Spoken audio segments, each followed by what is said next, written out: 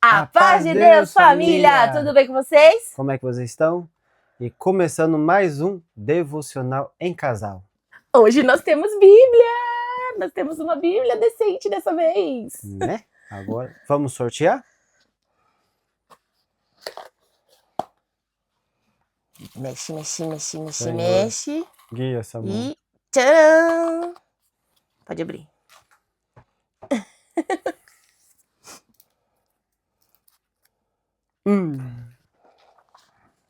Lá vamos nós. Lucas 6. Cheirinho de livro novo. Eu gosto desse cheiro. Lucas 6. Gente, é uma palavra bem extensa, então a gente vai tentar ir o ritmo melhor que a gente conseguir, tá? E nos perdoa. Mas não é nada, o que a gente faz não é nada estudado, a gente não estuda, a gente vai tudo na hora. E não tem nada planejado também. E nem editado, porque a gente não vai editar o vídeo depois, tá? É o que Deus toca no coração. Vamos lá. Jesus, o Senhor do sábado. E aconteceu que num sábado passou pelas searas e os seus discípulos iam arrancando espigas e esfregando-as com as mãos e as comiam. E alguns dos fariseus lhes disseram: por que fazeis o que não é lícito fazer no sábado? E Jesus respondendo lhes disse: nunca lestes o que fez Davi quando teve fome, ele e os que com ele estavam? Como entrou na casa de Deus e tomou os pães da proposição, os comeu e deu também aos que estavam com ele, os quais não é lícito comer, senão aos sacerdotes? E dizia-lhes: ó filho do homem, é senhor até do sábado. E aconteceu também noutro sábado que entrou na sinagoga e estava ensinando. Havia ali um homem que tinha a mão direita mirrada. E os escribas e os fariseus, observando-no, se o curaria no sábado, para acharem de que o acusar. Mas ele bem conhecia os seus pensamentos, por isso disse ao homem que tinha a mão mirrada: levanta-te e fica em pé no meio. E levantando-se ele ficou em pé. Então Jesus lhe disse: uma coisa vos hei de perguntar: é lícito nos sábados fazer o bem ou fazer o mal? Salvar a vida ou matar? E olhando para todos em redor, disse ao homem: estende a tua mão. Ele assim o fez, e a mão lhe foi restituída sã como a outra. E ficaram cheios de furor por isso, uns com os outros conferenciavam sobre o que fariam a Jesus. Gente, aqui essa parte é uma parte que fala, né, quando Jesus fazia os milagres e fazia as coisas no sábado. Porque naquela época o sábado era considerado sagrado, então você não poderia fazer tarefa nenhuma nos sábados. Mas Jesus veio para quebrar todas essas coisas. Veio para quebrar regras, veio para quebrar coisas que muita gente não queria fazer, então, na verdade, Jesus veio para mudar o que estava errado. Sim. E, como ele mesmo perguntou aqui, ó. Uma coisa vos hei de perguntar: é lícito nos sábados fazer o bem ou fazer o mal? Salvar vida ou matar? Eu acho que Jesus aqui quer mostrar para nós que mesmo as coisas que não são comum, as coisas que não são certas aos olhos dos homens, eu acredito que Jesus veio para mostrar que mesmo não sendo certo aos olhos dos homens, a gente fazendo o bem, a gente tem que fazer. Por exemplo, quando tem uma pessoa que tá passando uma necessidade, por mais que ela tenha te feito mal, por mais que você tenha todos os motivos para não ajudar ela, Jesus veio para nos ensinar que mesmo parecendo errado, se você for fazer o bem, você deve fazer. Bem, no meu entendimento, acho que Jesus veio para abrir os nossos olhos, colocar um colírio em nossos olhos e enxergar que fazendo bem as pessoas com amor, com alegria, mas a nossa retribuição espiritual vai ser grandemente. Ah, aquela pessoa fez muita maldade comigo, aquela pessoa fez coisa errada comigo, mas para que guardar isso no coração? Para que você carregar um ódio daquela pessoa? Ore por ela, faz o bem, que você vai ver. O teu ódio vai transformar em amor. E eu acho que é isso que Jesus estava querendo mostrar. Vamos lá. Agora, continuando. A nomeação dos 12 apóstolos. E aconteceu que naqueles dias subiu ao monte a orar e passou a noite em oração a Deus. E quando já era dia, chamou a si seus discípulos e escolheu 12 deles, a quem também deu o nome de apóstolos. Simão, ao qual também chamou de Pedro, e André seu irmão, Tiago e João, Filipe e Bartolomeu, Mateus e Tomé, Tiago, filho de Alfeu, e Simão, chamado Zelote, e Judas, irmão de Tiago, e também Judas Iscariotes, que foi o traidor. Continuando aqui. Bênçãos e ais. Ah, mas antes de a gente continuar, eu achei importante, eu achei interessante a gente ler uma coisa aqui, que tá escrito aqui, ó. E aconteceu que naqueles dias subiu ao monte a orar e passou a noite em oração. E quando já era dia, chamou assim os seus discípulos e escolheu 12 deles. Até Jesus Cristo, até Jesus, para tomar uma decisão importante, ele passou a noite inteira orando. Eu achei isso aqui extraordinário. Porque se ele, que era perfeito, filho de Deus, passou a noite orando para escolher os seus discípulos, por que que você ainda fica aí achando que você tem a sabedoria do céu pra ficar escolhendo o que você quer, a hora que você quer, do jeito que você quer? Não é? Vigia, irmãos. Vigia. A oração é muito importante. A gente dobrar o nosso joelho, conversar com Deus, entregar tudo na sua mão. Ai, eu tinha que fazer aquela escolha, eu tinha que escolher aquele trabalho. Ora para Deus, pede a guia do Senhor, que Ele vai te mostrar e Ele vai te ajudar. Se Jesus ficou 13 horas?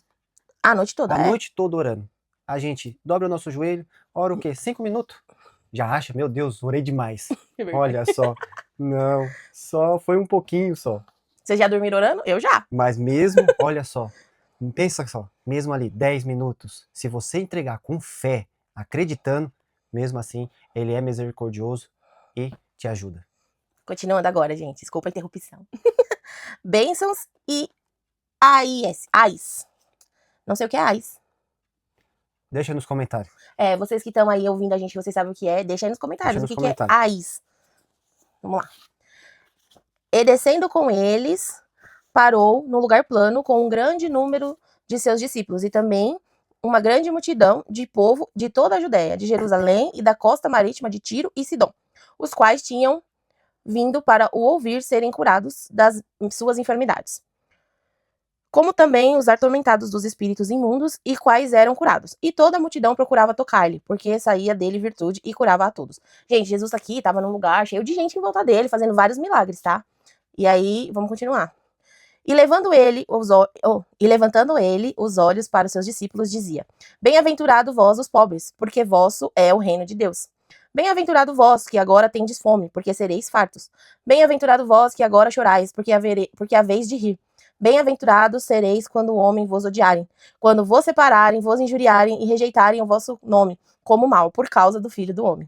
Folgai nesse dia e exultai, porque eis que é grande o vosso galardão no céu, pois assim faziam seus pais aos profetas. Mas, ai de vós, ricos, porque já tendes a vossa consolação.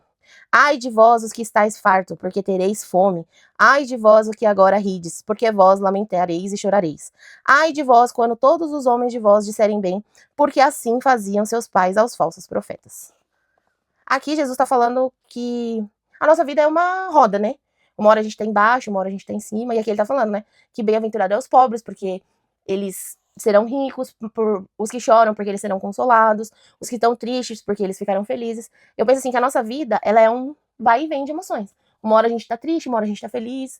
Então, assim, aqui ele tá falando bem claro que bem-aventurados os que sofrem, e coitado dos que estão bem, porque os que sofrem vão ficar bem, e os que estão bem vão sofrer.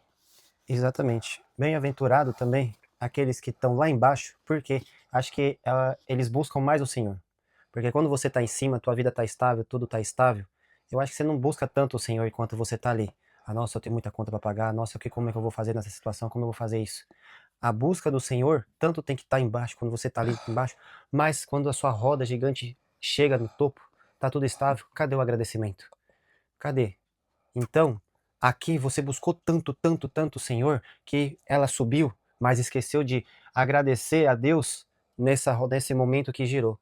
Então, bem-aventurado lá no começo, quando você busca o Senhor e agradece o que Ele fez. Sim, na hora do ai, é ai meu Deus. É igual, desculpa te cortando, quando bate aquele sofrimento, você vai chegar no seu pai, na sua mãe.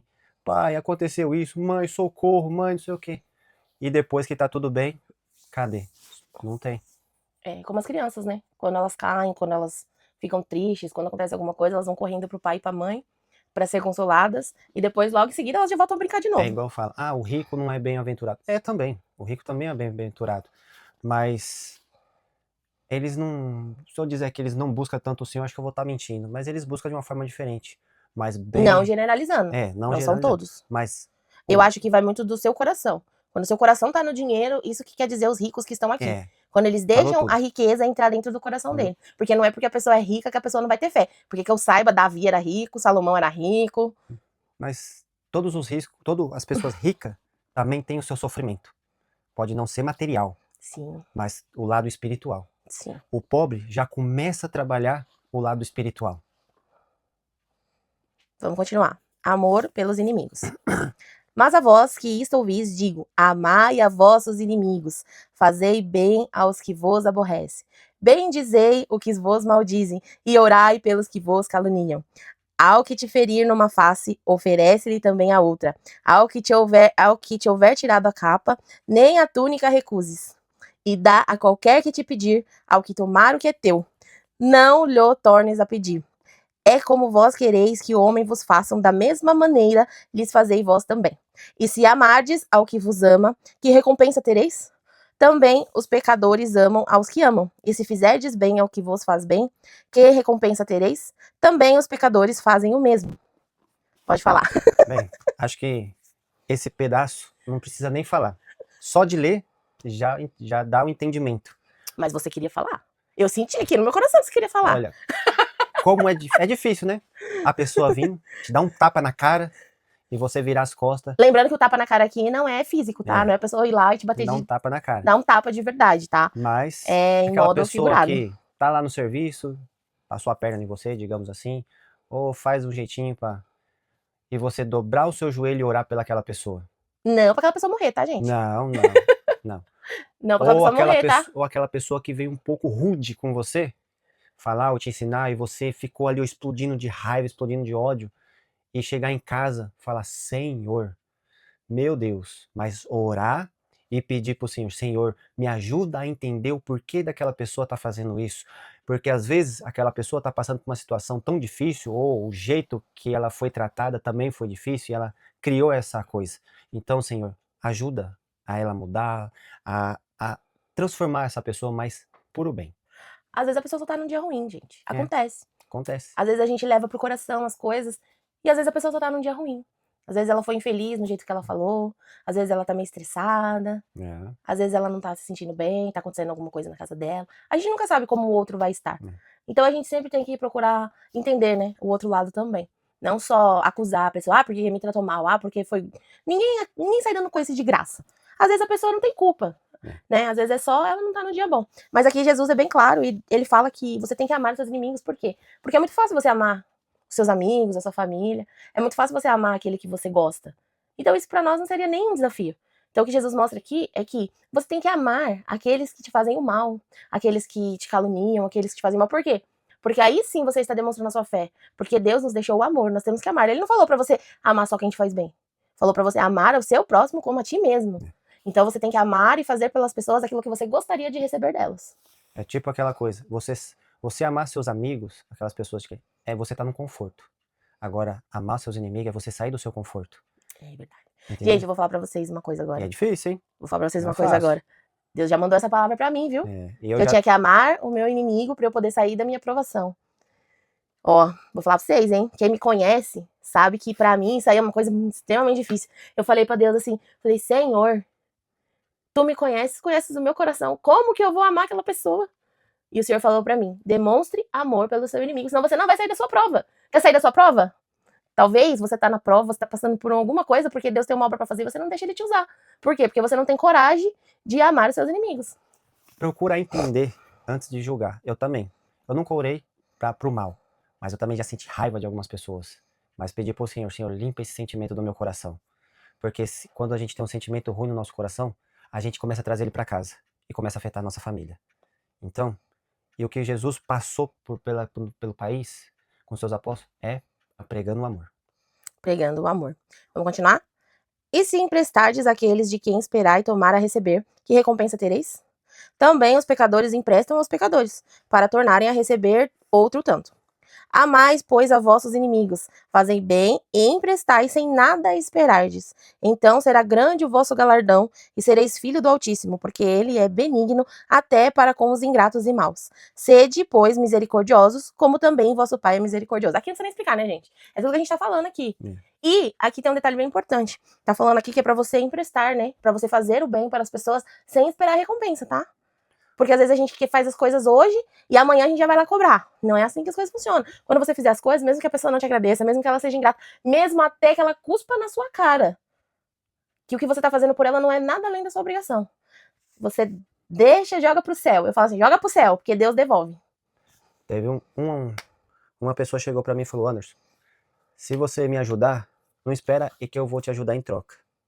Porque aquela pessoa que só ajuda esperando a outra pessoa ajudar em troca, tá errado. Mas bem-aventurado é aquele que ajuda de coração, sem cobrar nada, sem esperar que aquela pessoa for ajudar. Se aquela pessoa um dia você precisar e ela vir te ajudar, você levanta pro céu e fala, glória a Deus. Como Deus é bom, né? Sim. Vai tocando no coração. Em tudo dai graça ao Senhor. Então, se alguém te fez algo, a graça tem que ir para o Senhor. E da mesma forma, quando você fizer algo, a graça tem que ir para o Senhor, não para você. Exatamente. Então, não cobre favores. Não cobra, só faz de coração. Exatamente. Se você for fazer pensando já no que você vai ganhar com isso, é melhor você não fazer. Não faça. Não faz. Só fala, Senhor. Não faz. Vamos lá. Não julgueis e não sereis julgados. Não condeneis e não sereis condenados. Soltai e soltar-vos-ão. Dai e servos a dado. Boa medida, recalcada, sacudida e transbordando, vos deitarão no vosso regaço. Porque com a mesma medida que medirdes, também vos medirão de novo. Gente, tem que parar aqui agora. Por favor, né? Isso aqui tá muito certo, né, gente? A mesma medida que você der pros outros é a mesma medida que vai ser dado pra você. Exatamente. Não vem achando que você tá em cima do seu rabinho e medir o dos outros tá certo, porque não tá, não. A mesma cobrança de um vai ser cobrada de você também. Então, Deus vê tudo. Deus vê tudo. Não pensa, só vou fazer desse jeito, de qualquer jeito. Porque Deus não tá vendo, Deus tá vendo. Aí depois que acontece da mesma forma na tua vida, é por quê? Verdade. É muito fácil você julgar uma situação que não é sua. É muito fácil você falar assim, aquele irmão, pelo amor de Deus, tá acontecendo aquilo com ele, mas nossa, por que ele tá agindo desse jeito? Por que ele pensa dessa forma? Ai, o povo só reclama. Ai, porque não sei o quê. Você não tá na pele da pessoa. Você não tá passando pelo problema dela. Então você não pode julgar. Se você não passou por isso, você não tem propriedade nenhuma pra julgar a atitude da outra pessoa. Você não sabe a prova que ele vem passando em sua casa, em seu íntimo, mas você pode ter certeza, a fé dele tá batendo lá no céu. Ele pode estar ali, mas no seu íntimo, no seu quietinho ali, ele tá ali buscando a Deus de uma forma. E por que você não dobra o joelho e ora pelo aquele servo ou por qualquer pessoa que esteja do seu lado? Tem muita gente que fala assim, aqui no Japão é muito comum, né? As pessoas falarem, mas mora no Japão há 10 anos, 15 anos, 20 anos, e não tem uma independência financeira, e não tem um dinheiro guardado, e não tem uma casa, e não tem um comércio, e não tem um terreno, e não é rico. Aqui é muito comum acontecer isso. As pessoas falam, nossa, mas você ficou 20 anos no Japão, e não tem assim, não é rico? Gente, você não tá na pele da pessoa, você não sabe o que ela passou, você não sabe qual foi o processo da vida dela, você não sabe o que aconteceu durante a vida dela para que ela não conseguisse isso. Então, antes de você julgar qualquer coisa de outra pessoa, pensa bem no que você vai falar. Porque se você não viveu aquilo, se você não passou pelo que ela passou, se você não teve a mesma experiência que ela, você não tem propriedade para julgar ela. Olha, em vez de você gastar toda essa energia falando tudo isso, por que você não manda uma mensagem para essa pessoa e fala como você tá? O que você tá passando? O que eu posso fazer para te ajudar? O que tá acontecendo? Por quê? Porque você não sabe. Porque muita gente acha, desceu no aeroporto em Tóquio, aqui sua maleta, dinheiro. Se fosse tão bom assim. Se fosse tão fácil, meu né? Senhor, só quem passa 12 horas dentro de uma fábrica sabe como é sofrido. Isso falando em coisas materiais. E falando do espiritual também. Muitos irmãos às vezes julgam outros irmãos, falando assim, nossa, mas aquele irmão já tem 20 anos de crente, não aprendeu ainda que não pode andar desse jeito, que não pode andar daquele jeito, que não pode fazer isso, que não pode fazer aquilo. Quem é você para julgar a pessoa? Quem é você para falar isso do outro irmão? Você viveu o que ele vive? Você passou as provas dele? Você enfrentou os demônios que ele enfrenta? Você é advogado? Você é acusador? Você é o juiz? Pra estar acusando, pra estar fazendo isso? Desculpa estar falando meio grosseiro, mas o único julgador é o nosso Senhor, é o Deus. Ele sim, é o único que pode julgar aquela pessoa, é o único que pode acusar aquela pessoa. E mesmo assim, meu advogado é o meu Senhor, ele me defende do acusador. E aqui, no Japão, não é fácil servir a Deus, como no Brasil, que você pode ir para a igreja de segunda a segunda, se você quiser. Aqui não. Aqui é muito, muito difícil. Pela distância, pelos horários, pela escala que você tem na fábrica. E o inimigo entra em nosso caminho de uma forma aqui neste país tão grande, que olha, e voltando, se a gente não orar, não buscar, não bater na porta, nós não conseguimos. a gente perece. Perece. Vamos continuar aqui. E dizia-lhes uma parábola: pode, porventura, o cego guiar o cego? Não cairão ambos na cova? O discípulo não é superior ao seu mestre, mas todo o que for perfeito será como seu mestre.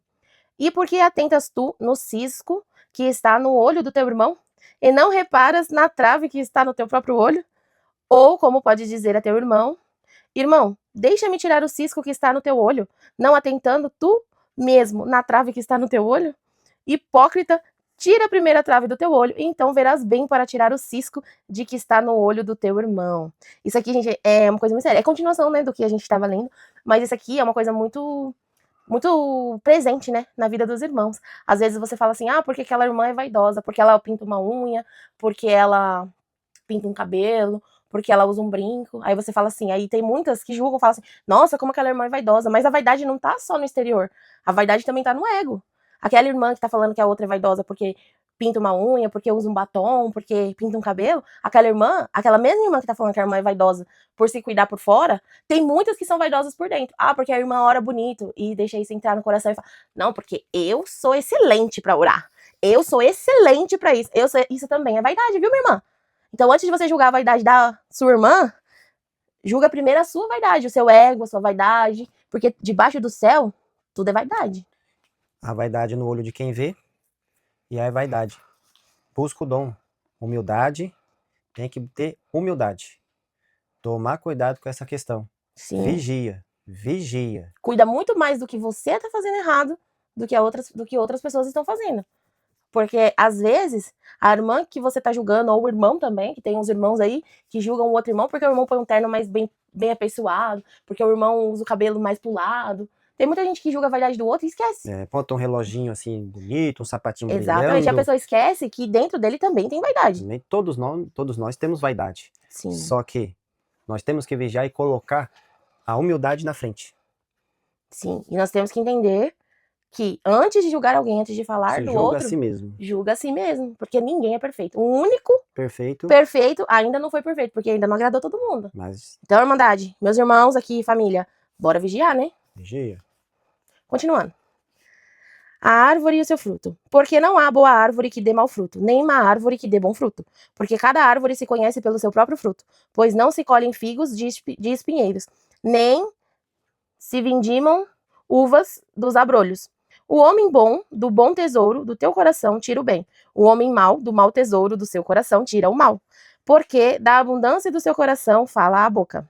Gente, aqui é bem curtinha essa parte, mas é bem interessante a gente dar uma colocada aqui, que aqui Jesus estava falando e ensinando para os discípulos que árvore boa não dá fruto ruim. E árvore ruim não dá fruto bom. Então, aqui entra bem aquele ditado popular que diz: o semear é escolha. Você escolhe o que você semeia pelo mundo. Mas a colheita é obrigatória. Se você plantar soja, você não vai colher feijão. Não. Pode até parecer. Os dois vêm na vaginha, pode até parecer. Mas não são iguais. Se você tem um gramado, quer manter aquele gramado verdinho, bonitinho, você aprenda a jogar um adubo e cuidar bem dessa grama. E ela vai sair uma grama verdinha e brilhante. Mas se você cuida de qualquer jeito, vai estar umas ervas daninhas lá que, para arrancar, só Deus vai ter que arrancar o gramado inteiro. Mesmo plantando a coisa boa, tá vendo o que o irmão tá falando aqui, gente? Presta atenção. Mesmo você plantando a coisa boa, se você não cuidar... Não cuidar, menino. Não vigiar, jogar os adubinhos certo, fazer as coisas certinhas, até um fruto que tá lá brilhando, pode apodrecer. Isso é muito sério, gente. Ó, a palavra de hoje tá que tá. Bora continuar. A casa sobre a rocha e a casa sobre a areia. E por que me chamais de Senhor, Senhor, e não fazeis o que eu digo? Qualquer que venha a mim e ouve as minhas palavras e as observa, eu vos mostrarei a quem é semelhante. E semelhante ao homem que edificou uma casa, cavou e abriu bem fundo e pôs os alicerces sobre a rocha. Então, vindo a enchente, bateu com ímpeto a corrente naquela casa e não a pôde abalar, porque estava fundada sobre a rocha. Mas o que ouve e não pratica é semelhante ao homem que edificou uma casa sobre a areia, sem alicerce, na qual bateu com ímpeto a corrente e logo caiu, e foi grande a ruína daquela casa. Eu vou falar uma coisinha aqui, dessa parte, só pra vocês entenderem, porque eu acho que tem gente que não sabe, não entende disso. Mas muita gente confunde quando se lê na Bíblia aqui, quando se lê essa parte, que fala assim, porque um constrói a casa na rocha e o outro constrói a casa na areia. Gente, não são lugares diferentes, tá? Só pra explicar pra vocês, eu acho que até o Anderson não deve saber, porque ele não costuma aprofundar, assim, as pesquisas sobre... as pesquisas mais... que não estão dentro da Bíblia, né? São pesquisas mais científicas. Lá em Jerusalém, lá naquele lado lá, o chão, o solo, ele é areia, tá? Em todo o terreno. Então, para você construir uma casa bem firme, você tem que cavar essa areia até você chegar na rocha. Então, não quer dizer, Jesus não está falando aqui sobre você plantar, sobre você construir a sua casa em lugares diferentes. É o mesmo lugar. A diferença vai estar naquilo que você vai fazer, aquilo que você vai empregar o seu trabalho. Porque a pessoa que cava, até encontrar rocha para construir, ela vai criar uma profundidade naquilo, né? Que ela tá fazendo. Ela vai ter um trabalho, ela vai ter que prestar atenção, ela vai ter que trabalhar para aquilo. Diferente do outro, que resolve construir a sua casa na areia. Então aqui é bem interessante deixar isso claro, porque não são lugares diferentes. Às vezes você fala assim, porque a igreja X, a igreja Y, a igreja W, qual delas é a melhor? Não é o lugar, tá, que Jesus está falando aqui. É sobre o trabalho que você vai ter. Não importa onde você serve a Deus, não importa onde você tá. Se você não cavar, se você não se esforçar para chegar na rocha e construir a sua casa sobre a rocha, ela vai afundar. Bem, Deus fala na palavra, se esforça. Em tudo que você faz, se esforça. Quanto mais a gente trabalha, quanto mais a gente busca, quanto mais a gente lê, quanto mais a gente mais vai treinar o nosso intelecto, vai aprender mais coisa. Então, se esforça. E Deus é um só para todos. Quanto mais a gente busca a Deus, seja de qual religião, de qual igreja chega, não estamos julgando ninguém, mas nós estamos querendo pontuar a sua busca pelo Senhor. Quanto mais você busca a Deus, mais próximo você vai estar dele, mais próximo você vai estar dos dons, mais o temor de Deus vai habitar em você e o Espírito Santo. E quanto mais você chega na tua casa, não basta só você cavar, chegou na rocha, colocou os alicerces, colocou as colunas, construiu a sua casa, mas isso com vento, porque Deus traz os ventos, e ali começa a dar rachadura. Então, quanto mais você edificando a sua casa, é oração. Oração, pega a sua família, pega teus filhos, se filho, vamos orar, vamos edificar o nosso lar, vamos edificar a nossa casa, vamos fortalecer, porque não adianta nada você cavar, só construir, mas fazer as manutenções. Isso é igual um jardim, pessoas que trabalham com jardim, pessoas que trabalham em obra, pessoas que trabalham, tudo nessa vida, todos os trabalhos tem que ter manutenção. Computação tem sua manutenção, o carro tem sua manutenção, aí nós, na nossa vida, também temos manutenção, e na nossa casa, a nossa manutenção tem que ser espiritual, é no Senhor. Temos que procurar servir a Deus de maneira adequada. Então, gente, se aprofunda, cava, vai lá no fundo, se esforça, tenha um trabalho, tenha bom ânimo. Porque você vai ver que a hora que você construir a sua casa nessa rocha, ela não vai se abalar, ela não vai cair. Pode vir chuva, pode vir sol, pode vir enchente, pode vir o que for. Se a sua casa estiver firmada na rocha, ela não vai afundar, ela não vai cair, não vai ceder. Mas para construir na rocha, a gente precisa cavar. Vamos trabalhar aí, minha gente. E se você gostou desse vídeo, já sabe, curte, compartilha, tudo que você já sabe que você tem que fazer. E pra gente saber que você assistiu até aqui, comenta aqui embaixo uma casinha. Que nós estamos construindo a nossa casinha na rocha. Exatamente, estamos fortalecendo e fazendo as manutenções que tem que ser feitas. Faz a sua manutenção, deixa um recadinho, busca a Deus, ora pelas pessoas, pelo país e pelos administradores e por quem Deus tocar no seu coração e mostrar. Ora por oração. Esse é o resumo de tudo que a gente leu aqui. Ora mesmo que seja pela pessoa má, ora mesmo que você não esteja bem, não julgue os outros e cabe a sua areia, tenha o seu trabalho para criar uma casinha firme na rocha. Um beijo para vocês. E a paz de Deus.